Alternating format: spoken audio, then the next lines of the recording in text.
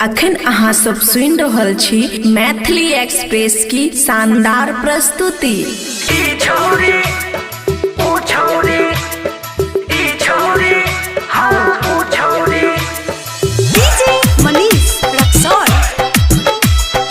खुशी recording studio बलुआहा।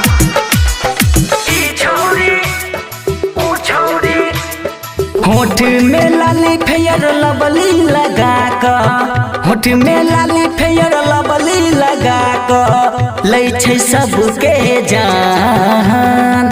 ई छौरी ऊ छौरी, ई छौरी ऊ छौरी, ई छौरी ऊ छौरी रे, ई छौरी हाँ ऊ छौरी। होठ में लाली फेयर लवली लगा कर, होठ में लाली फेयर लवली लगा कर लै छै सबके जान। ई छौरी ऊ छौरी, ई छौरी ऊ छौरी, ई छौरी ऊ छौरी रे, ई छौरी हाँ ऊ छौरी।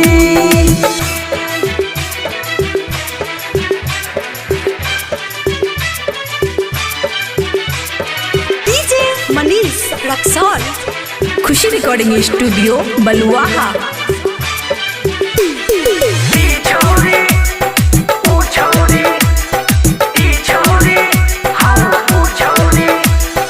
गोरे गोरे गाल वाली रेशमी बाल वाली चीज छोरी बड़ा जबरदस्त लागे छे। जोरा जोरा फीता वाली लाल की दुपट्टा वाली देखही में छोरी बड़ा मस्त लागे छे, मस्त लागे छे।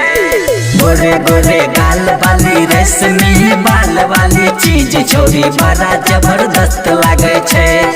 जोरा जोरा फीता वाली लाल की दुपट्टा वाली देखही में छोरी बड़ा मस्त लागे छे। मारी के कनखी उठाई के सनकी, मारी के कनखी उठाई के सनकी छोड़बै सबके पारान। ई छौरी ऊ छौरी, ई छौरी ऊ छौरी, ई छौरी ऊ छौरी रे, ई छौरी हाँ ऊ छौरी। खुशी रिकॉर्डिंग स्टूडियो बलुआहा।